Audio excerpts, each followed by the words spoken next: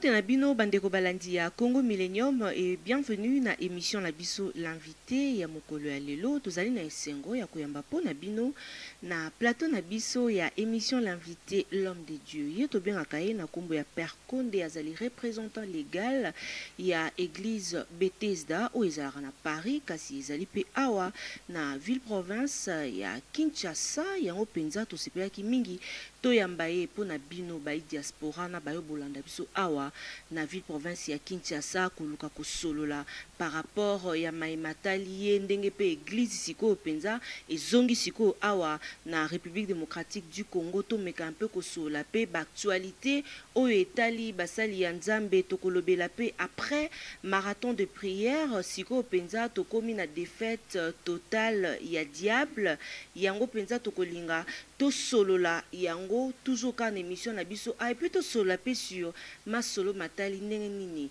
babwara Père Konde pa ya ba musicien toyokaka yango kasi awa rester scotché branché na bino elongo yango nde tokosolola na mokolo ya lelo. Mbote na yo Père Konde. Mbote na yo Mama Tatiana. Voilà Père Konde toza penza na esengo mingi ya koyamba na émission na biso l'invité ya mokolo ya lelo kasi Père Konde tolingi to bandana penza na sujet moko ya koyeba to lukana no koyeba parce que yo tant to monaka plus prophétie pona on a une prophétie elingi kolobani Prophétie elingi kolobete moto azoloba de la part du Seigneur. Prophétie elingi loba que moto azolobela de la part du Seigneur. Prophète Konde mais awa lelo na Kinshasa eza esu bongo te to comme komona prophétie ekomi du genre ya kobimisa basi bambongo na basak kosanza l'air moko boye ba magorodo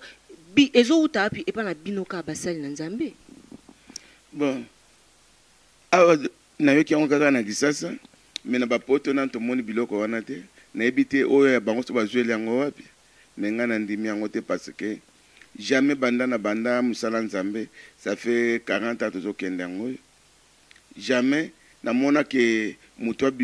prophète abimisa mbongo na saki ya mwasi to na libuma muto abimisa le ligoro do bene na mwana ngango te wana foko tuna ka bango bazo bimisa. Est-ce que Père Konde ko bimisa nde bazo bimisa ka babiloko wana ezapeka ezouta na part ya Nzambe to ezouta na ba science occulte? Ponanga na oloba boy eloko eza spirituel tange bimaka mona na kate mais tango bazo bimisa be ligoro do na kate nzota moto bimi pezo tambola efanda ki ndenge ni et puis to loba ke liyanzi kutu so be fanda lokolo na yo olala te e bongo sete yangwana mwana baksa mingi zate bango mayebi. Merci beaucoup Père Konde penza pona ko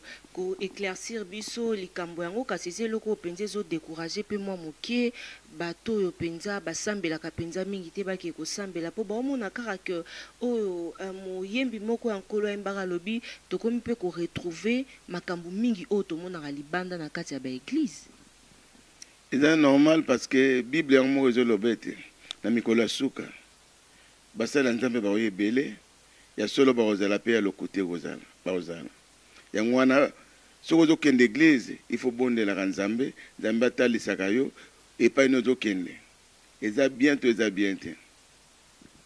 Père Konde lokwa to yambi o penza yo za pe na église na Paris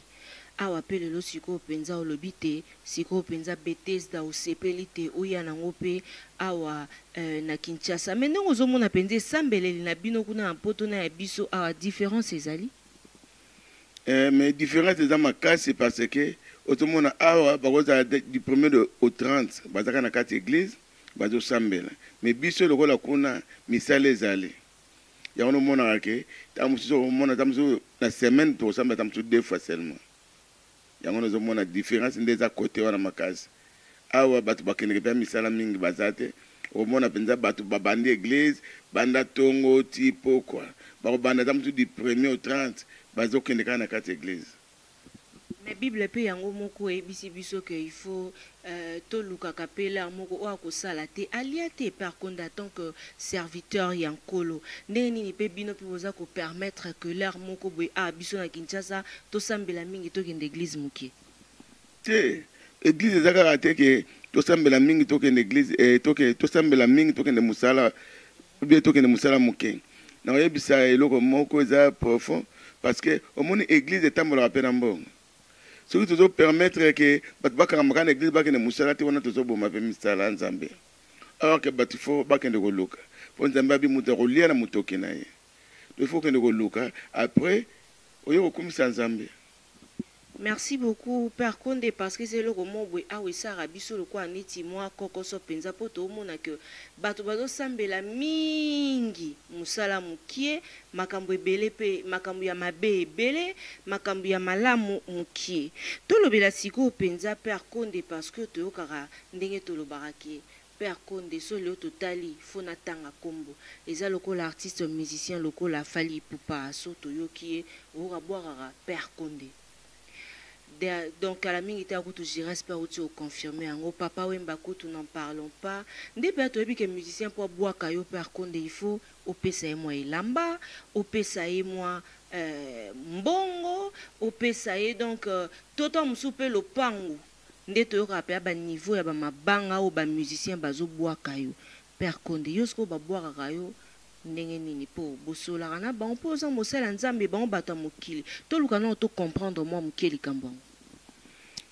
Tant bango babwaka ngai nasoloka na bango te ke bwaka ngai epu na yebaka pete parce que bango baza bana oyo nyonso ozomona babwaka nga bazaka na kati église ko bana Fally tozwi bapapa Wemba ba Gibson bango nyonso bazaka na kati église yango omoni ke soki nga sepelisa papa ne po bazomona misala ndenge ezosalama mais lokola Fally ndenge aza wana ayebi ke ntango azoya azomasakoli ekokisama na vi na ye donc tant azo yemba il faut akanisa papa na yango moni ke asaka biloko ndenge wana mais bango pe quand même le quoi neti ba Gibson le quoi neti ba Jordan Kusa pour bango nyonso ba bwaka yo et pas Koffi Olomide est-ce que bango seconde baza wana na retour pe poto ka pe mo ba 1/10 donc c'est que église efongwami na Kinshasa eza ba mbongo pe ba musicien na ko na lo ba boye parce que ba musicien to tali mingi ba musicien bele bazana bango bengra wana fo ye ba yango même na bango basalisa na kapenza te za kapasi mais toujours ba lokwa Fally aza mwana ngai wa wuti na église Fally benga ka suka za likambalinga sala akosala mais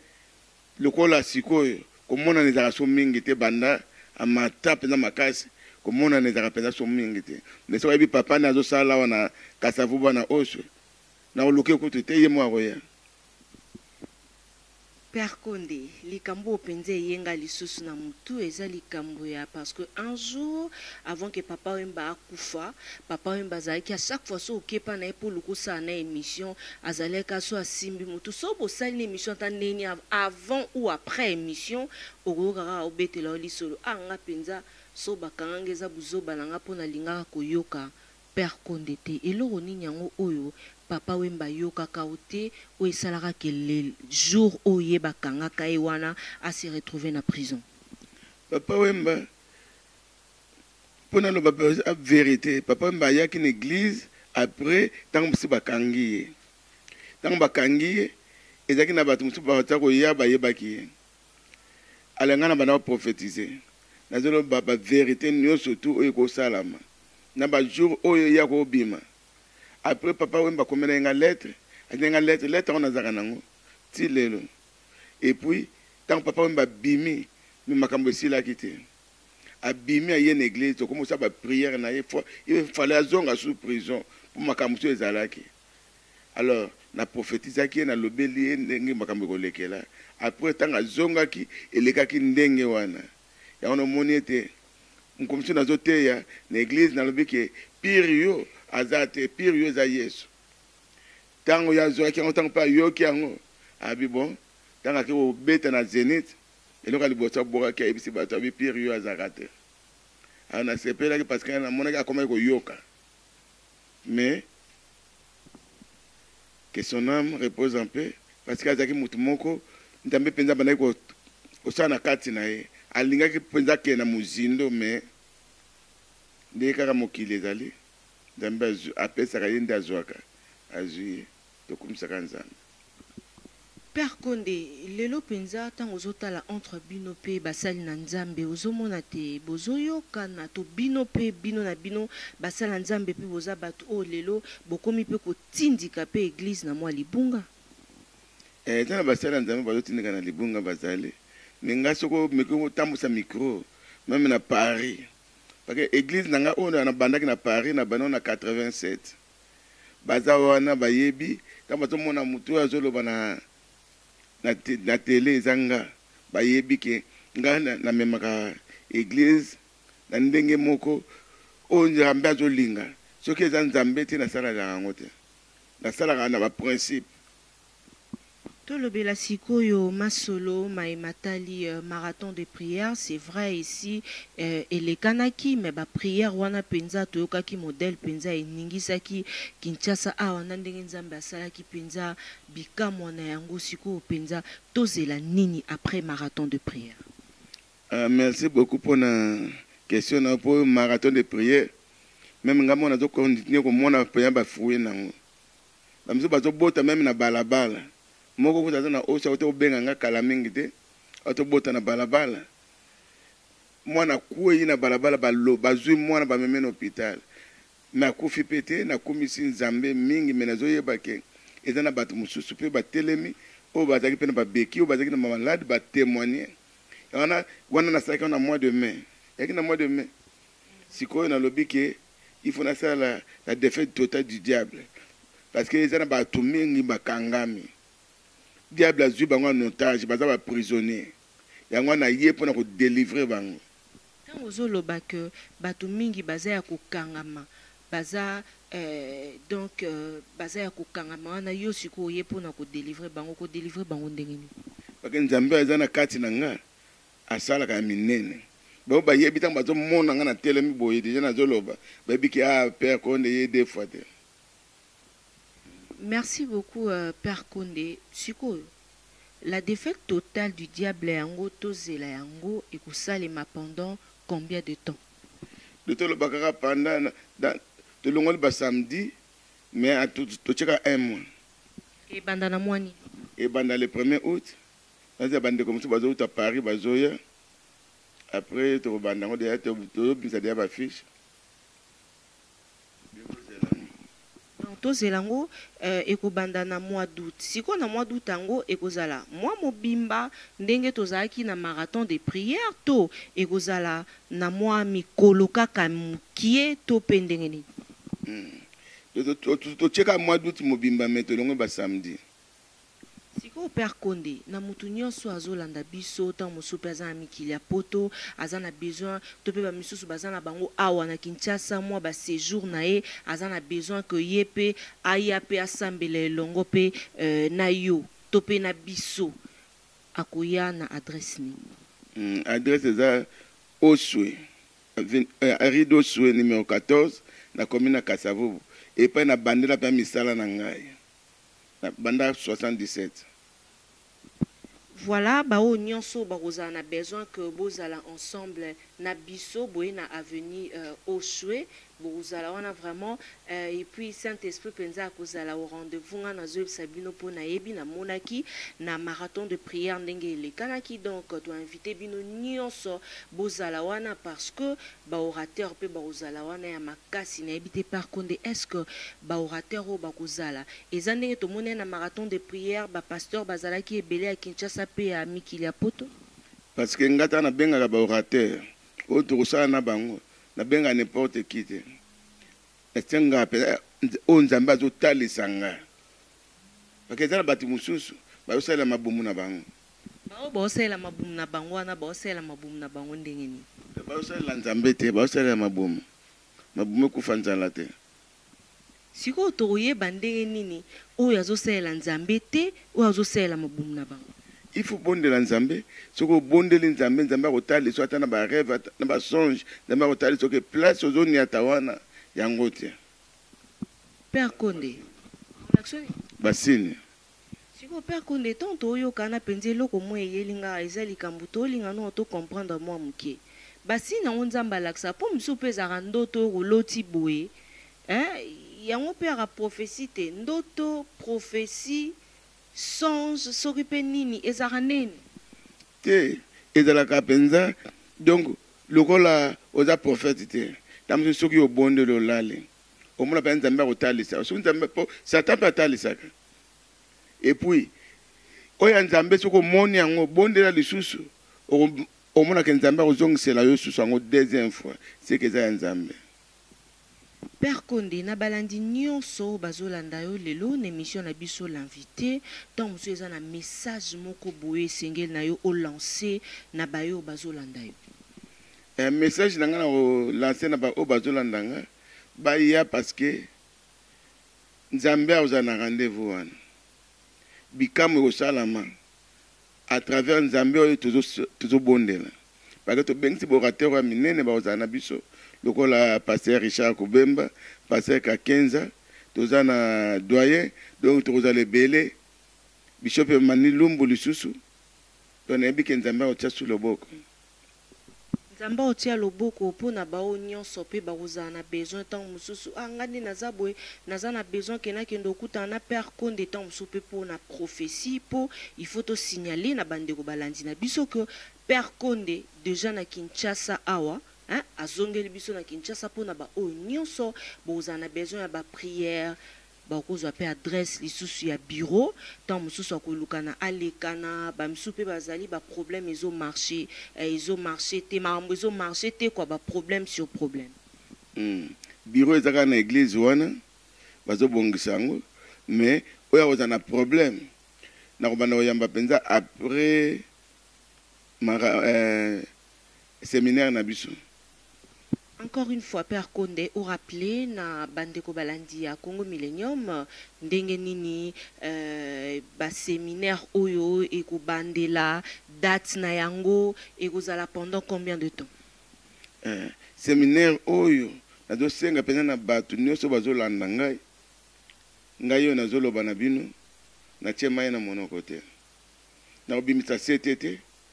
to obimisa ngolo te to obimisa mbongo na basaki te. Mais nzambe aza na kati na biso nde ya kosala na kati na bino boyeba ke bikamu kosalama. Merci beaucoup Père Condé, merci na balandi nyonso ya Congo Millennium bao penza bozali ebele bozali kolanda biso to rappeler bino que après marathon de prière on vit vraiment la défaite totale du diable ezali koya na bao nyonso bozala na besoin te bozwa bénédiction na part ya Kolonzambe boye na adresse au Père Condé a pesi bino balandi ya Congo Millennium surtout pe biso to lingi bino mingi botika la scotché message moko na bino to seng na bino bo continuer à s'abonner na site na biso parce que tous en a besoin bozala wana ebele pour na biso pe to lingi bino tellement mingi. Merci na ba téléspectateurs nyonso bayo penza bo Rolanda biso bayo bo sepelaka na biso. Encore une fois merci à mon boss Ricky Dibendi ba obiaza le number 1 ya Congo Millennium motema ya maman Jolie Dibendi. On est de cœur avec vous et merci aussi à Pasteur Richard Kubemba. Je suis de cœur avec vous. Merci et bonne guérison à l'homme de Dieu Thomas Motonanzambe, Pasteur Jean Boutoukou. Et merci aussi encore une fois à Père Condé pour l'invitation. Merci à Degueule Mavinga le roi, Moté Maya la reine Agnès. On est de cœur avec vous. Bobina Kinshasa, on a besoin de couture et l'ende à Makasi. Jeskin Couture, Yone Makambo. Et merci à tout le monde. Je vous aime beaucoup. Et pourquoi pas aussi remercier celui qu'on appelle Jires Mwanda. Triple Brassa Wabi, équipe Mikolo ya Congo Millennium et Lenda Eric Lusandou, le noble Maboko Bank. Pauline Misaka bientôt à Kinshasa avant Matozelayo, Maboko Fongwama. Évangéliste Guigui Kabouya Wabi, cité des Oliviers de Masolo. Et merci aussi à celui qu'on appelle Bayo Nyonso Bolinga Rabiso Boza tellement ébélé, Biso Petoza de cœur Nabino, champion Tramotina depuis